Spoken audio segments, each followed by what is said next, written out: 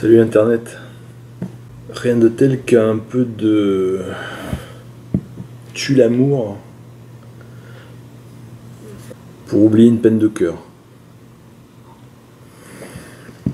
Ça pourrait être même l'intro du prochain bibliothèque digestive, mais bon, je pense que je vais faire autre chose. Juste un rapido, j'espère assez rapide, mais j'ai beaucoup de choses à dire. Tout d'abord, petit hommage à Gottlieb, voilà. J'étais fan de Ralovli, voilà. Bon, il est mort. Comme on dit, ciao l'artiste. Je sais pas plus de choses que ça à dire. Je voulais revenir aussi, le plus important, c'est il y a un mois de ça, je crois, la bande-annonce du prochain Wolverine Logan, qui s'avère être le dernier film de Hugh Jackman dans le rôle de Wolverine. Après 9 films, on va dire, dans la peau du même personnage. Donc je voulais revenir sur mon ressenti par rapport à cette bande-annonce et surtout on va dire ce que ça évoque déjà dans l'univers cinématographique de Marvel et un peu les échos dans ma propre vie. Alors ça paraît compliqué comme ça, mais je vais résumer ça rapidement. Hugh Jackman donc annonce on va dire son dernier film Wolverine, donc après en gros 17 ans dans la peau du personnage, donc il a fait d'autres trucs, mais 17 ans à interpréter le rôle de Wolverine. Et a priori c'est la fin d'un cycle, puisque le premier X-Men date de 2000-2001 et c'était le premier film, on va dire, de l'ère Marvel moderne. C'était avant Iron Man, c'était avant The Avengers. Et c'est lui, on va dire, pas lui, mais disons les films X-Men et les Spider-Man de Sam Raimi qui ont ouvert la voie de l'univers Marvel au cinéma. Même si Blade était, on va dire, un peu avant un proto-précurseur, puisque Blade est un personnage de Marvel, mais très très très secondaire. Et donc qui a ouvert la voie à toute la franchise Marvel qu'on connaît actuellement. Et donc le fait que voilà, ce film Logan arrive, qui est le dernier film de Hugh Jackman dans la peau de Wolverine, et qui joue le rôle d'un Wolverine donc vieillissant, qui n'est pas sans rappeler l'histoire de Mark Millar, Old Man Logan. On n'est pas du tout sur cette histoire-là, ce scénario-là, c'est vraiment a priori une histoire originale, mais qui va clôturer, on va dire, voilà, la franchise Wolverine, la franchise X-Men telle qu'on la connaît. Et Hugh Jackman arrête tout simplement parce que l'âge avançant, il sera beaucoup moins à même d'être crédible physiquement, et surtout, a priori, d'après ses problèmes de santé, puisqu'il a eu un cancer de la peau.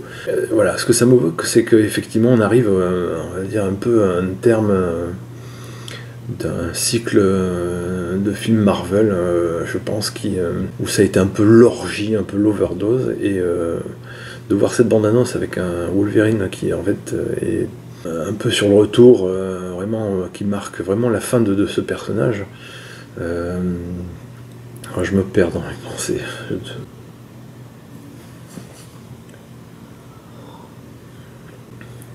Donc d'après ce qu'on voit sur la bande-annonce, c'est la fin du mythe, en fait, la fin de la route pour Wolverine, et une espèce de passation de pouvoir avec on va dire, cette fille adoptive qu'il a pris sous son aile, qui s'avère être son clone. Et on voit avec le professeur Xavier, qui est son mentor, qui est un peu quelque part son père, une espèce de cellule générationnelle avec la figure paternelle ou grand-paternelle maintenant, puisqu'il est très vieux, de professeur Xavier.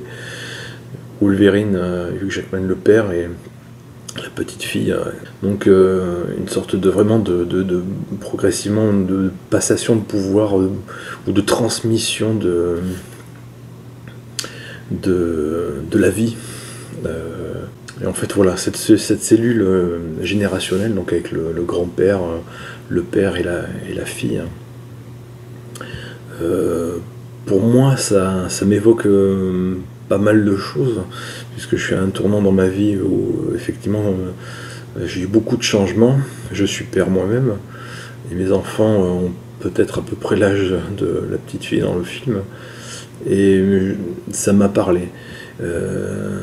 D'autant plus que mon père a des graves soucis de santé actuellement. Il va être opéré du cœur prochainement, ce qui est drôle puisque... Enfin drôle, on va dire ce qui est le fruit des hasards et des coïncidences, c'est que moi-même j'ai vécu une rupture et c'est moi qui aurais dû, on va dire, avoir le cœur brisé, pas lui. Voilà, j'avais envie de dire ça. Et donc voilà, moi je suis pareil, au milieu du chemin et dans une forme de passation, de sagesse, voilà, un rite de passage en fait, quelque part on devient vraiment un homme quand on est soi-même, je pense, responsable de quelqu'un. Et je pense que ce que va essayer de montrer le film, c'est peut-être un peu ça. Et surtout, aussi en termes de badasserie, j'espère, de poser ses couilles sur la table et d'enterrer une bonne fois pour toutes tous les films de super-héros qui sont jusqu'à présent. De les faire orienter vers un truc différent. D'aller clairement vers une adaptation, voire une trahison du médium comics pour en faire quelque chose de réellement cinématographique. J'espère beaucoup que ça sera ça. C'est-à-dire que moi j'en ai un peu marre de voir des films qui essayent de faire au mieux pour coller aux médias comics alors que c'est impossible. Clairement, on peut pas résumer, je sais pas moi, 60 ans de comics ou 40 ans de comics en 2 heures de film, même en une trilogie, c'est clairement impossible. Et ça fait rush. Moi je l'ai vu dernièrement dans X-Men Apocalypse où c'était vraiment une espèce de fourre-tout visuel comme le Batman v Superman. Donc j'espère qu'on va revenir vers un truc beaucoup plus aride, beaucoup plus simple. Voilà, super-héros, c'est des histoires simples, voire simplistes. Et on peut aussi s'adresser aux adultes ou aux ados, ou aux enfants, et leur raconter des histoires simples sans essayer de trouver des références philosophiques, tout ce qu'on veut. Alors que c'est juste de la BD, c'est juste des super-héros. J'adore les X-Men, c'est ma BD préférée. Hein, voilà, donc Wolverine parmi d'autres. Je trouve que Hugh Jackman ne ressemble pas du tout à Wolverine, mais il a su voilà, trahir le médium et en créer un personnage, un personnage de pop culture. Voilà, qui va rester. Et le fait d'avoir fait ce personnage pendant 17 ans et de lui donner, j'espère, une fin flamboyante. Alors, on verra le résultat. Peut-être que je serai hyper déçu, ou peut-être pas. Mais la bande-annonce est quand même très prenante.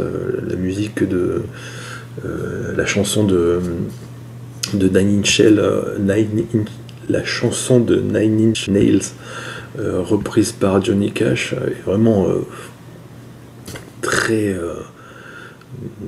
me fait monter une boule d'émotion dans la gorge, surtout que lui aussi, quand il l'a interprété, était clairement à la fin de sa vie et que ça résonnait de manière très différente et très personnelle.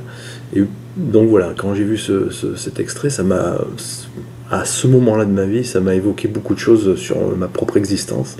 Mais voilà, j'espère juste voir un très bon film, pas forcément me prendre la tête avec du symbolisme à 2 balles ou des références philosophiques, psychologiques. Voilà, moi je veux voir un film de badass, un film, voilà, un truc crépusculaire et qui va mettre tous les autres films de super-héros à l'amende.